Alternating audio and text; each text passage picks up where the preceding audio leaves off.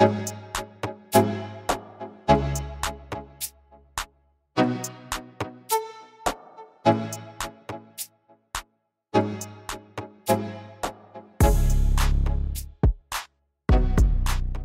on va voir maintenant le matériel. Les cannes, les moulinets et surtout aussi les montages. Donc en termes de cannes, tu as quoi comme longueur? Alors j'ai du 3,90 m. Donc là, tu as des deux cannes pour le feeder classique. Hein. Oui, voilà. Dès combien? 3,90 m. 3,90 parce que tu vas lancer quand même à 65 mètres. 60-65 mètres, oui. Ouais, donc il faut quand même quelque chose d'assez puissant. Oui, il ne faut pas trop tirer sur la canne parce qu'après, sur toute la journée en action de pêche, on galère un petit peu. C'est plus confortable de pêcher avec des cannes de 3,90 m. Et tu les as équipées avec des sions de quelle puissance? 2 oses. De 11. Et puis 1,5 sur l'autre canne. D'accord. Alors ça, c'est un élément, c'est pareil, il y a beaucoup de gens qui se posent des questions sur ces histoires d'onces. Déjà, une once, c'est quoi? C'est un poids, un équivalent de poids en anglais. Hein. Voilà, une once, c'est 30 grammes à peu près. Ça donne un peu la puissance aussi du sion. La rigidité. Voilà, c'est ça. Donc la sensibilité. Ouais, oui. Plus un sion est rigide, c'est-à-dire 2, 3, 4 onces, plus c'est fait pour les gros poissons, ou les pêches en rivière, oui, où il faut quelque chose d'assez rigide. Oui, qui tienne bien, hein. Oui, exactement. C'est des sions en carbone? Oui, en fait j'ai deux types de cannes. Donc j'ai une N-Zone Z qui a la particularité d'être une canne quand même très puissante. Donc une canne haut de gamme de la gamme N-Zone. Donc là par contre ce sont des sions en carbone. D'accord. Voilà, donc là j'ai un nylon dessus en 26 centièmes. Je pêche pas à la tresse sur les pêches de gros poissons. Ouais.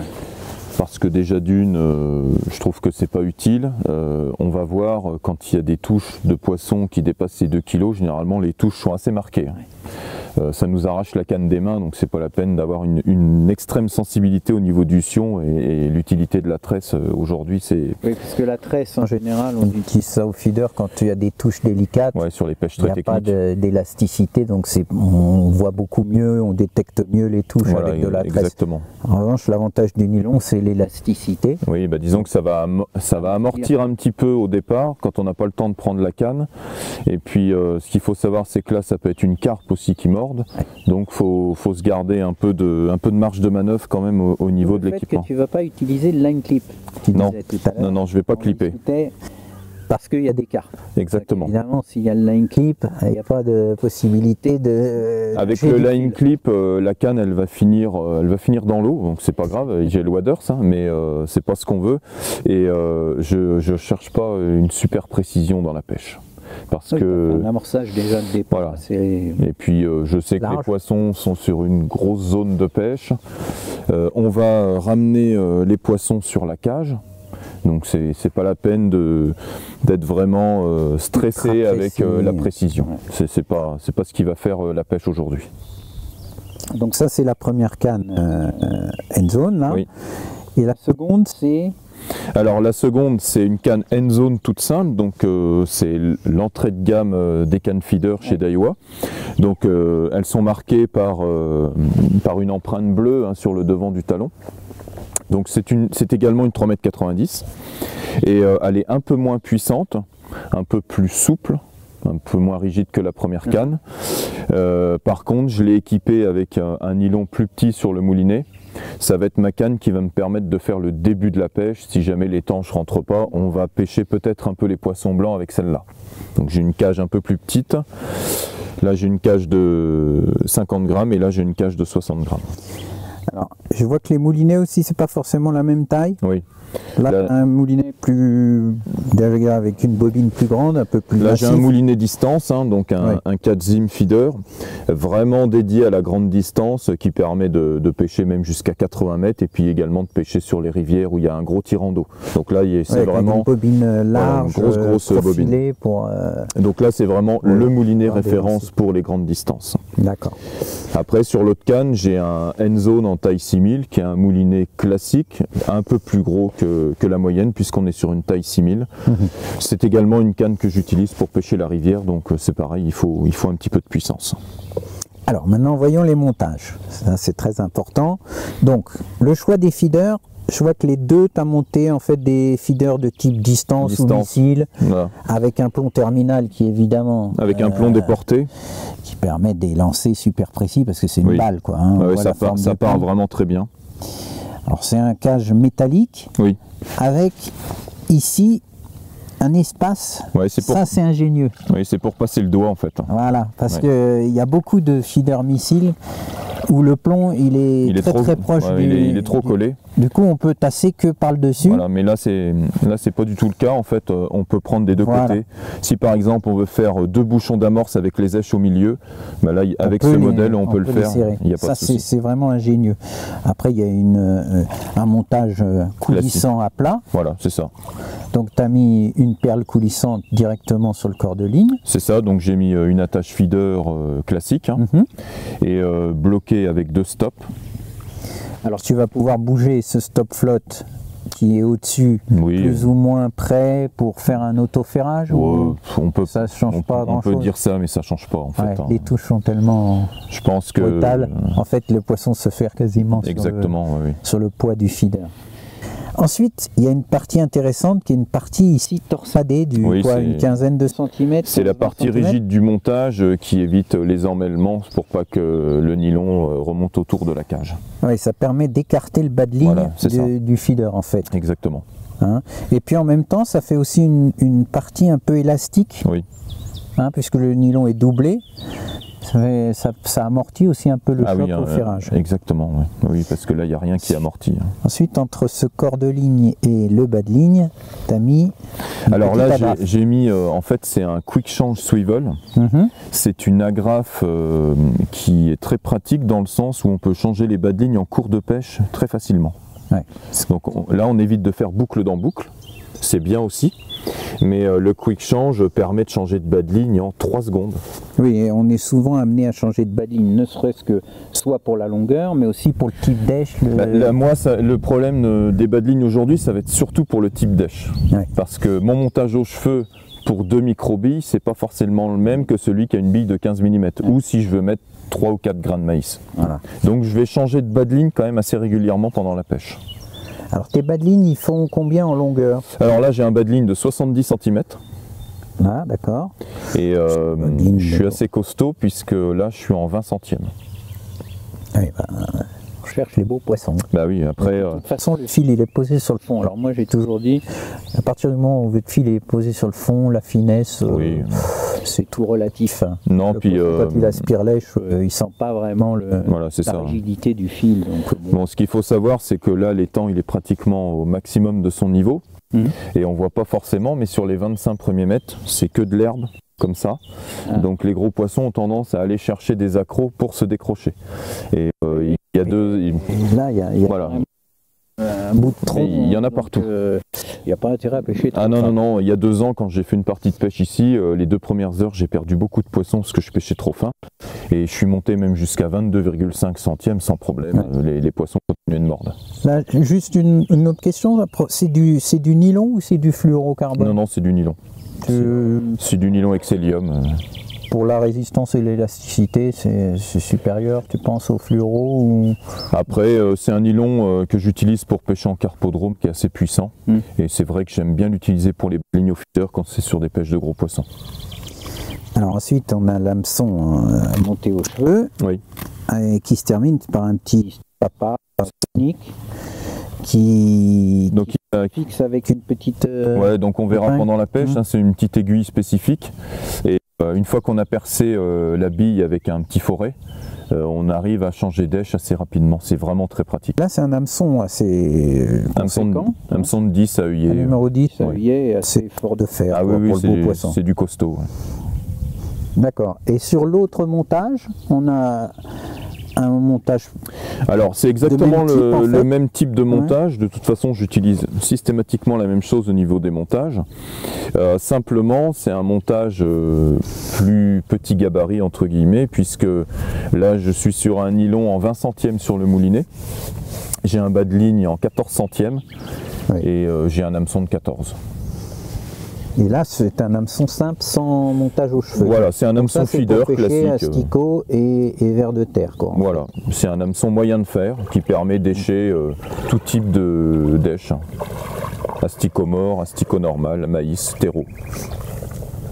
D'accord. Donc on retrouve la partie torsadée, on retrouve le quick change swivel. Exactement le même montage. Voilà, les deux stops de chaque côté. Et le même poids de feeder de toute façon. Voilà, ben là j'ai un. Ça dépend de la distance en fait. Là il y a un 50 grammes et là il y a un 60. D'accord. Parfait. Bah, écoute, il n'y a plus qu'à voir ça en action maintenant. Il n'y a plus qu'à prendre les poissons maintenant. C'est parti. À la pêche.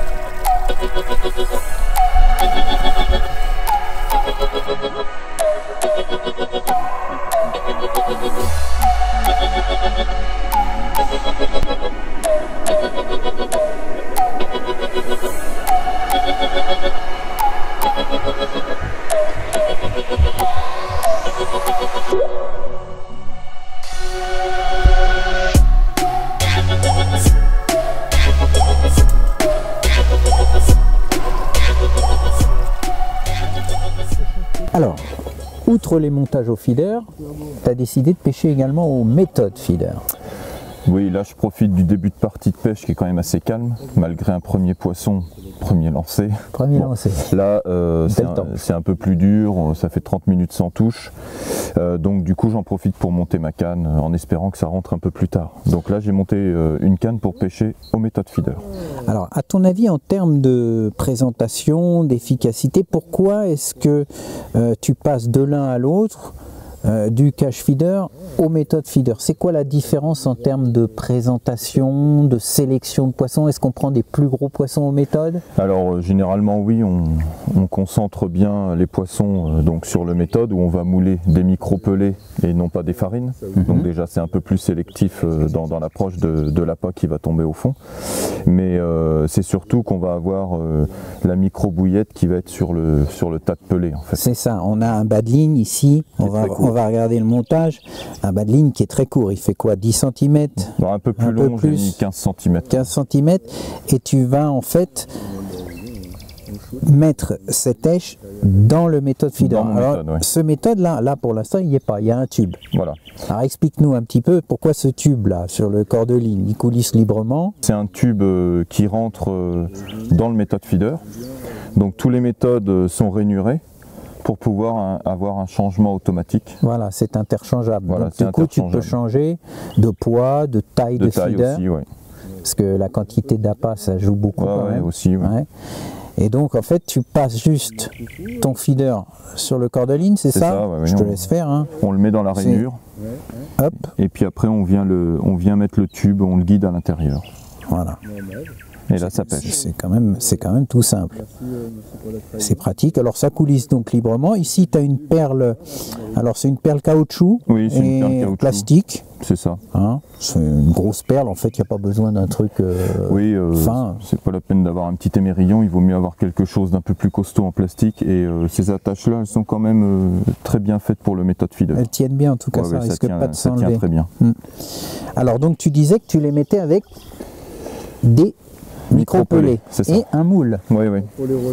Le moule.